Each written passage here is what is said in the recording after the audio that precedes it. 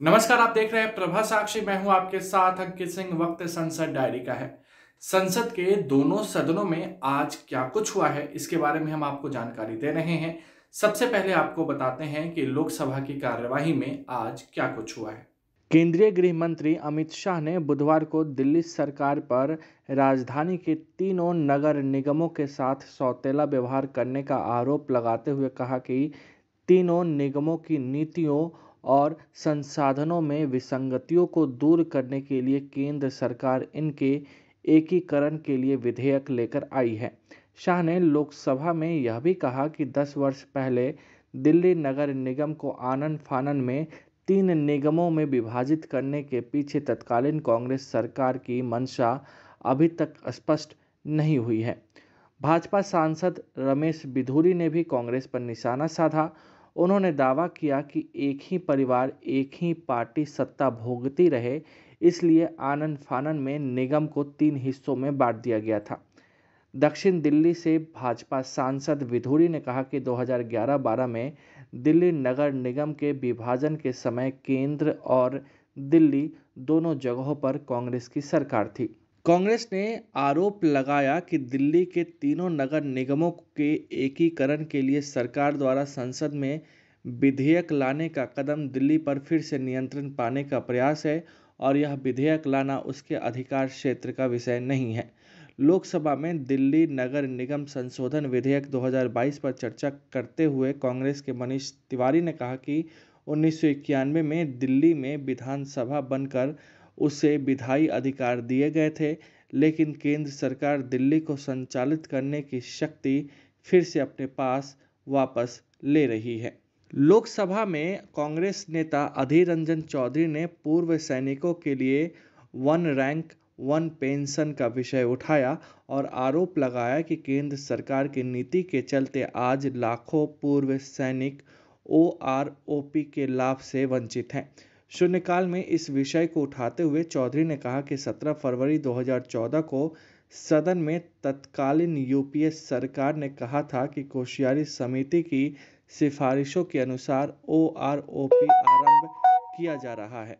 Rail मंत्री अश्विनी वैष्णव ने बुधवार को लोकसभा को बताया कि करीब 7 करोड़ वरिष्ठ नागरिक 2 वर्षों से बिना किसी छूट के ट्रेनों से यात्रा कर रहे हैं और अभी इस छूट को बहाल करने की योजना नहीं है। सरकार ने बुधवार को संसद में कहा कि केंद्रीय विद्यालयों में कोटा व्यवस्था के बारे में कोई फैसला सभी सांसदों के साथ विमर्श के बाद लिया जाएगा। शिक्षा राज्य मंत्री अन्नपूर्णा देवी ने राज्यसभा में प्रश्नकाल के दौरान विभिन्न पूरक सवालों के जवाब में यह जानकारी दी।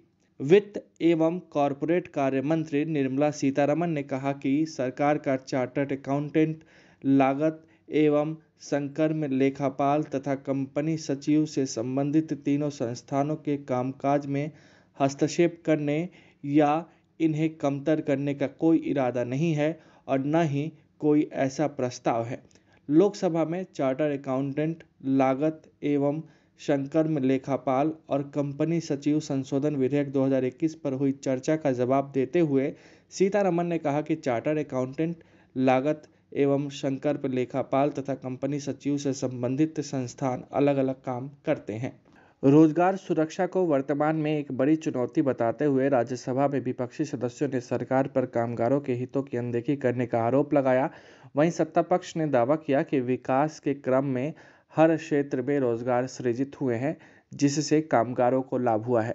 श्रम एवं रोजगार मंत्रालय के कामकाज पर चर्चा की शुरुआत करते हुए डीएमके के सदस्य एम शनगुनम ने कहा कि संविदा पर नियुक्ति के बाद कामगार का शोषण होता है और अपने रोजगार को खोने की आशंका के चलते इसे बर्दाश्त करना उसकी मजबूरी होती है। उन्होंने कहा कि आज यहाँ चल रहा है। चर्चा को आगे बढ़ाते हुए भारतीय जनता पार्टी के प्रकाश जावड़ेकर ने कहा कि 4 श्रम संहिता में अब समस्त कानून आ गए हैं, 2 संहिताओं पर अभी विचार किया जा रहा है। राज्यसभा ने बुधवार को एक विधेयक को मंजूरी दे दी, जिसमें झारखंड में भोगता समुदाय को अनुसूचित जातियों की सूची से हटाकर अनुसूचित जनजाति की सूची में डालने, तथा कुछ अन्य समुदायों को एसटी सूची में शामिल करने के प्रावधान है। उच्च सदन ने केंद्रीय जनजातीय कार्य मंत्री अर्जुन मुंडा द्वारा पेश किए गए संविधान अनुसूचित जातियां और अनुसूचित जनजातियां आदेश संशोधन विधेयक 2022 को चर्चा के बाद ध्वनि मत से पारित कर दिया। राज्यसभा में बुधवार को कांग्रेस के एक सदस्य ने जम्मू एवं कश्मीर के विस्थापित कश्मीरी पंडितों का मुद्दा उठाया और उनके लिए सभी राज्यों के समान वित्तीय सहायता नीति बनाने का आह्वान किया। शून्यकाल के दौरान कांग्रेस के दीपेंद्र सिंह हुड्डा ने यह मुद्दा उठाते हुए कहा कि कश्मीरी पंडितों को अपने ही देश में पलायन की पीड़ा झेलनी पड़ी है। राज्यसभा में बुधवार को भारत कोलिंग कोल लिमिटेड और सेंट्रल कोलफील्ड्स लिमिटेड जैसी कोल इंडिया की सहायक इकाइयों द्वारा वित्त पोषित स्कूलों और उसमें काम करने वाले शिक्षकों की बिगड़ती आर्थिक हालात का मुद्दा उठाया। शून्यकाल के दौरान उच्च सदन में यह मुद्दा उठाते हुए शिवसेना सदस्य संजय राउत ने स्कूलों में कार्यरत शिक्षकों की समस्याओं पर चिंता जताई और सरकार से उनकी समस्याओं के शीघ्र समाधान की मांग की।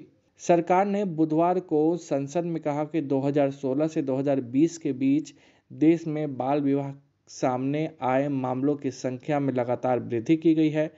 महिला एवं बाल विकास मंत्री स्मृति ईरानी ने एक प्रश्न के उत्तर में राज्यसभा को यह जानकारी दी है। अगर आप भी लेना चाहते हैं देश दुनिया की तमाम जानकारी तो आज ही सब्सक्राइब करें हमारे चैनल को। साथ ही नीचे दिए बेल आइकन को जरूर दबाएं ताकि हर अपडेट आप तक पहुंच सके।